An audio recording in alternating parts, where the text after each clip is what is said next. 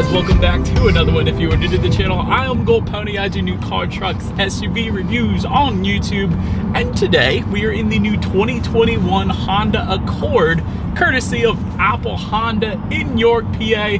For more information on the inventory, please feel free to check out the link in the description box below. If you are catching this video at the end of 2020, they do have their year-end sales event going on right now until the end of the year. But so I wanted to check this one out today because there are actually several new changes for the 2021 Accord. Of course, this one also has a great design in my personal opinion, probably the best looking midsize sedan in the segment. Again, that's my own personal opinion at least. And this one has actually been around since 1976, so it's got a lot of history to it as well. So having said all that, what do you guys say? Let's just go ahead and jump right into it. And as always, let's start with pricing. So as you can imagine, there are several different trim levels for the 2021 Accord. First one being the LX, starting at $24,770. Sport for $27,230. Sport Special Edition for $28,720. EXL for $31,090. And lastly, the Touring starting at $36,700. And so, having said all that, there are two different engine configurations available for the 2021 Accord.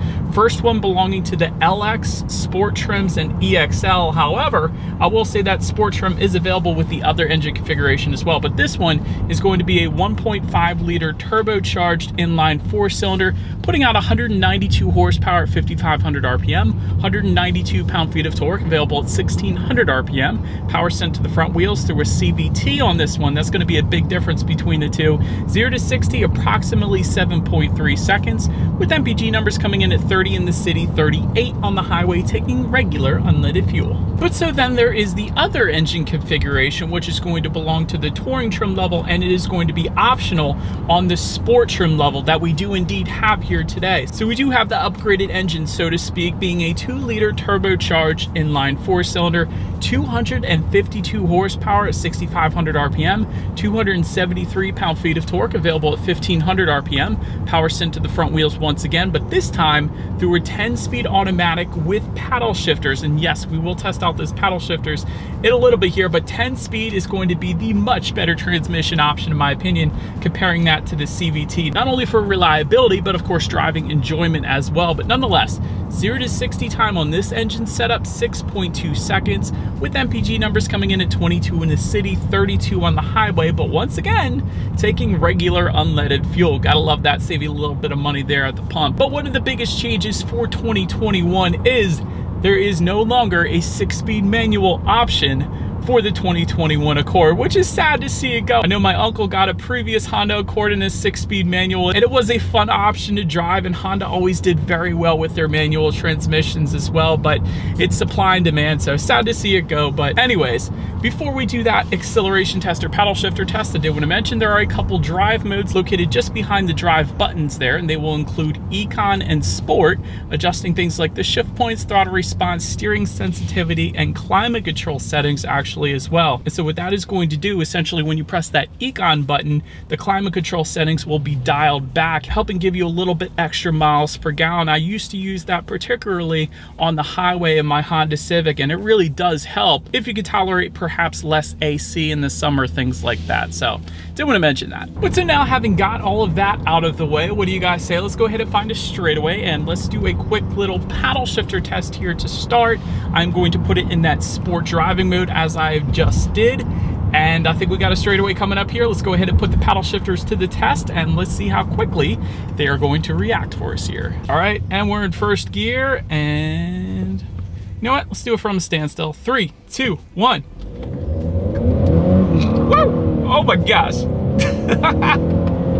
Yeah, that's fun. Wow, paddle shifters are actually very, very quick in the Honda Accord. It kind of took me by surprise. A lot of times sedans fall into that category like SUVs do with the paddle shifters. At least they don't always react that quickly, but the Honda Accord really got the paddle shifters right, I will say that. But having said that, that acceleration at the very beginning, there was definitely some torque steer there. Unfortunately, when you put a 2 liter turbocharged engine with that much power to the front wheels, that is not always going to provide optimal grip, as is the case with the Honda Accord, unfortunately. If the Honda Accord, however, were to pair that up with an all-wheel drive system, that would be a completely different story, and I would be quite excited about test driving that one. But that kind of power on a Honda Accord being sent to the front wheels is not always going to work when it comes to grip, I will say that. So having said that, Honda, go ahead and pair that up with the all-wheel drive system if you don't mind, and this car would be an absolute blast. But at the same time, if you kind of ease into that acceleration and then give it a little bit more, you should be just fine. But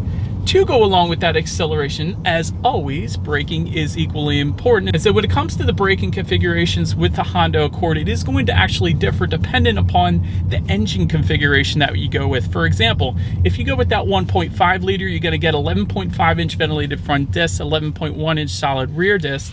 However, if you were to go with that 2-liter engine configuration, that is actually going to be bumped up in the front at least to 12.3 inch ventilated front disc. Again, still 11.1 inch solid rear disc in the back though. But overall, as far as that 60 to 0 stopping distance goes, of course, it's going to differ amongst those two engine configurations. For example, the 1.5 liter is actually going to come in at 135 feet, which is kind of not the best, quite honestly. Usually with sedans, you get 120s. Sometimes if it's really good, you get the teens, but 130s is perhaps among the slowest 60-0 stopping distance. But I will say, if you go with this 2-liter that we have here today, 116 feet, which is among the best. So big difference when it comes to braking power when you compare those two different engine configurations and the way Honda paired them up with the brakes. So I did want to mention that as well. But as far as the braking feel goes, since we have the larger brakes in this one, definitely no issues. One of the best braking feels, actually, I will say I've experienced in quite a while. It certainly brings this one to a very quick stop. No brake pedal delays or anything like that. But so then touching on suspension and handling in the Accord, up front you're going to get a McPherson strut front suspension. In the back, independent multi-link rear suspension, of course front and rear stabilizer bars. But where the Accord really got it right, you can actually get an adaptive damping suspension if you go with the Touring trim level. That's the trim level that you're going to need to get it. But I always like to emphasize adaptive damping systems because that really gives you the best of both worlds. It not only tightens up the suspension during heavy cornering, but it also monitors each shock absorber individually, really giving you a much smoother ride as well. But when I've compared other vehicles in the past with and without that adaptive damping suspension, it really is a night and day difference, I will say that. So if you want the very smoothest ride in the Accord and at the same time the best handling, go with the Touring trim level so you can get that adaptive damping suspension. So wanted to mention that to you guys. But I will say, even though we don't have it here today, when it comes to the handling and the steering feel of the Accord, I will say it is amazing. One of the things I immediately noticed when I first got into this Accord was the grips. The 10-2 grips on the steering wheel are bolstered very nicely. They're definitely thicker than just about every other sedan that I've test driven. I think I've probably done all of them at this point. So I love the thicker grips in this one, and it immediately points you in the direction that you want to go, especially when you put it in that sport driving mode. It's an amazing feel of being in control of the Accord. So that's really one of the Accord's strengths, is its handling capabilities and its steering feel overall. So I love that. As far as cabin noise goes, it's definitely quite nice. I will say there's not a whole lot of exterior wind noise coming into the cabin, so Honda did a very good job with that as well. Then touching on ride quality, it's actually perfectly fine for me. Again, that adaptive damping suspension is going to give you an even better ride quality, but even without it, it's just fine for me, honestly. I don't have any issues there either. Then touching on visibility, I can see perfectly fine out the back, and usually with sedans, you're not going to have any issues there. I do want to also mention though, along those lines, if you were to go with that Touring trim level, once again, you will actually get a head-up display as well, projecting your speed limit as well as the speed you are currently going, and some safety features onto the windshield so it can better help keep your eyes on the road, so you're less likely to get into an accident or anything like that. So that's a big plus to the Touring trim level, at least, as well. But that about rounds out the performance segment of this review, you guys. Let's now go ahead and take a look at the exterior of this brand new 2021 Honda Accord. All right, so here she is, you guys, the new 2021 Honda Accord, finished in Sonic Gray Pearl, perhaps the best color choice for the 2021 Accord, at least in my opinion. This thing looks amazing. But anyways, there's actually several subtle changes for the 2021 model year, so let's go ahead and start start up front on this one. There's actually a slightly refreshed front grille for this year, for the 2021 year.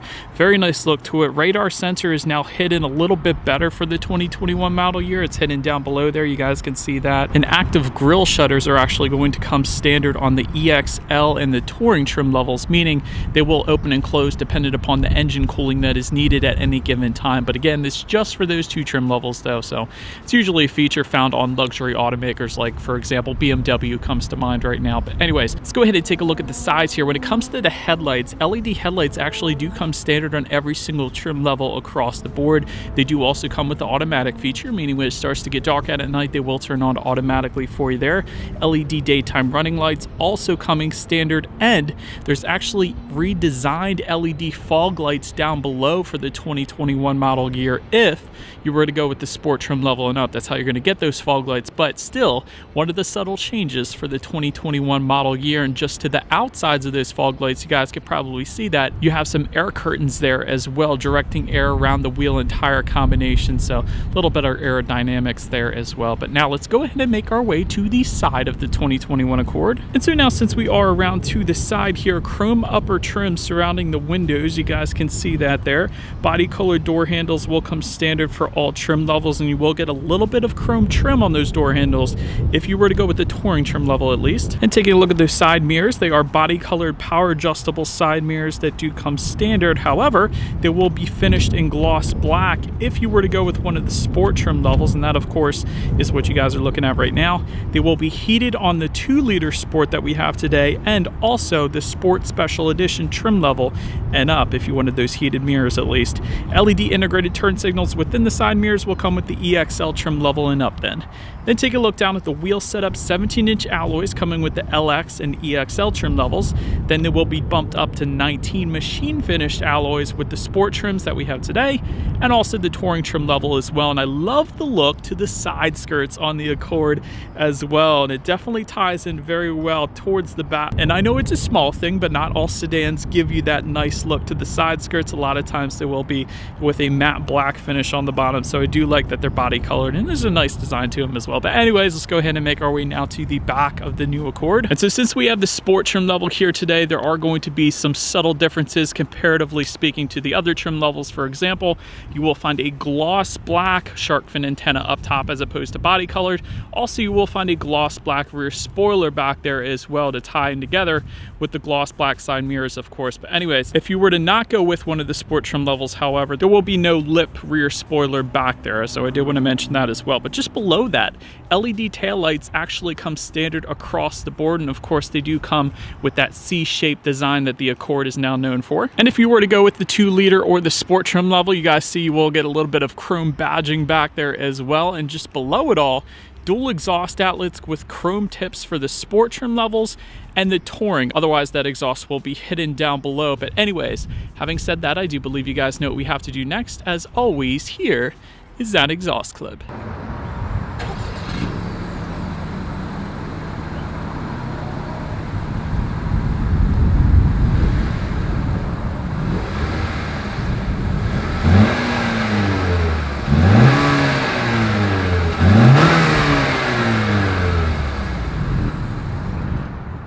But now, since we are around back of the Accord here, when it comes to opening that rear trunk, there actually is a button on the trunk itself as expected. There is also a button to unlock it on the key fob itself as well if you wanted to. But anyways, once opened up, cargo capacity comes in at 16.7 cubic feet, which is excellent, quite honestly. If you were comparing the Accord to the Camry's trunk space comes in at 15.1 cubic feet, a substantial amount more than that Camry. If you were comparing it to the Hyundai Sonata, that comes in at 16 cubic feet even, so the Honda Accord takes it when it comes to cargo space at least. If that was not enough space, of course, there is a 60-40 split, meaning the rear seats do fold down for a good bit of extra space on top of that. Then make our way to the rear legroom. That comes in at 40.4 inches. Again, excellent amount of space for the rear legroom. For example, I'm an even 6 feet tall. This is how much space I had back there, so plenty of space for me. Again, for comparison's sake, Toyota Camry comes in at 38 inches even. Hyundai Sonata 34.8 inches. So again, 40 inches, anything over 40 inches really is luxury like legroom, so plenty of space for me back there. Did want to also though mention, for those rear passengers, there are seat back map pockets. Of course, you can store more than just maps in those pockets. Also a rear center armrest with cup holders for every single trim level. Other manufacturers a lot of times just put that on the upper trim levels, so I like that even the base trim level of the Accord can give you that. Rear charging ports also can be found back there as well. You guys can see that. And if you were to go with the Touring trim level only, you can actually also get heated rear seats. That's another feature that usually you find on luxury vehicles, but not all the time on non-luxury brands. So I love seeing that on the Accord, or at least available for the Accord, I will say that. But making our way now to the front seats, manually adjustable cloth seating for the LX. Sport trim level is going to give you 12-way power driver seat with 4-way power lumbar. Heated front seats are going to be found on the Sport Special Edition trim level and up, and also all 2-liter engine options. That is why we have those heated seats here today. Power adjustable passenger seat found on the Sport Special Edition trim level and up. Leather seating for the Sport Special Edition trim level and up once again. And the Touring trim level is going to add memory settings for 2 drivers and ventilated front seats as well. And as far as the seat comfort goes, it's perfectly fine. Definitely no issues there for me. Not Lexus F Sport comfortable, but certainly comfortable enough to take it on a trip to Ocean City or something like that. But anyways, then taking a look at the steering wheel, it is tilt and telescoping. It is leather wrapped for the Sport trim level and up. And once again, the 10-2 grips on the steering wheel are perhaps the best among all of its competitors in its class. They are so thick, and it gives you a much better feeling again of being in control of the vehicle. So I love that. Then making our way to the startup, let me first start by showing you guys the key here. You do have your Honda logo on the one side, and when you flip it over, lock, unlock the button to pop the rear hatch, and that little circular button there on the left, that is going to be a remote start. That is available as well, and there is a push button start for all trim levels across the board. So that's actually how I'm going to start this one up. Simply just put your foot on the brake and press that bright red engine start button located just by the driver's right knee there. And so, but then once started up, those gauges will do a full sweep. There is a digital portion to the gauges found on your left, and then there is the speedometer, which is on your right. That is not part of the digital screen, but it is analog. But still, the digital portion can be controlled by using the steering wheel mounted controls found on the left side of the steering wheel, giving you a bunch of different information, like your tachometer, of course, how many miles you have left until you hit empty. You can also have trip A, trip B, your radio settings, Bluetooth information, safety settings, when you need your next oil change. The list really goes on. So quite a bit you can control on the digital portion of those gauges there. So that's definitely nice. But then making our way to overall interior quality, you will find a power moonroof if you were to go with the EXL trim level and up, or one of the 2-liter trim levels like we have today. So therefore, you are looking at that power moonroof right now. Dual zone climate control coming standard across the board. Overhead sunglass holder on the roof as well. That comes standard across the board too.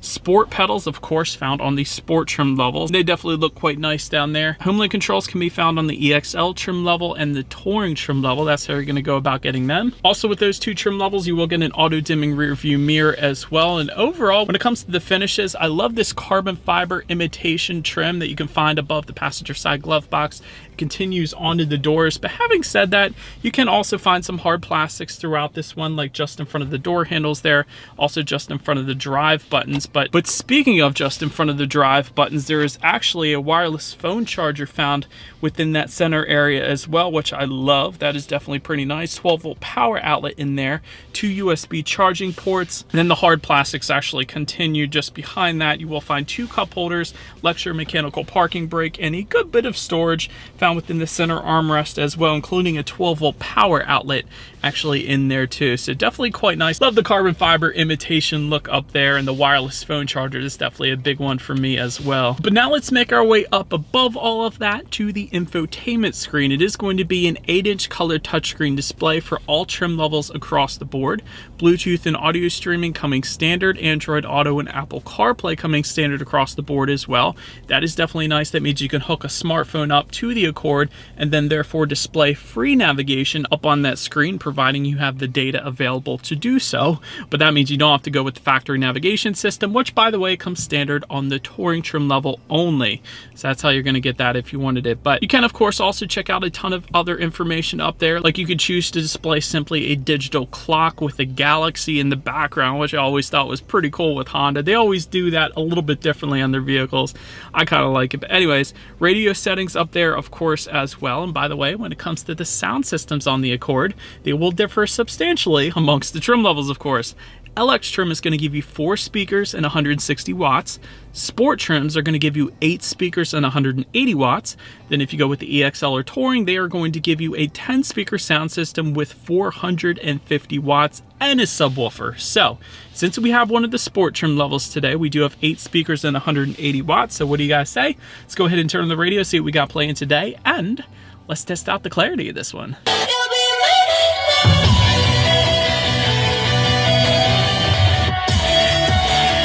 Actually not that bad of a sound system, quite honestly. Wouldn't have minded a bit more bass, but the clarity is plenty nice, and it definitely felt like more than your standard 6-speaker sound system that you find on other manufacturers. So I do like that it's 8 speakers. You can tell the difference in clarity, but still not the most bass in the world. But then again, that's what you got the 450 watt sound system for if you wanted a little bit more there. But plenty nice sound system. And last thing I wanted to mention to you guys, though, on the tech display at least, is when you do put the Accord in reverse, you of course will find a rear view camera coming standard across the board, letting you know who or what is behind you, which is always going to lead us into safety. And so first thing I always like to mention when it comes to safety, at least, the 2021 Accord is an IIHS top safety pick, so that's always a brilliant start to start with there.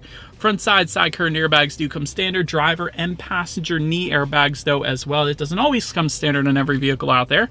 In the back, you're going to have latch, aka lower anchors and tethers for children for the rear car seats.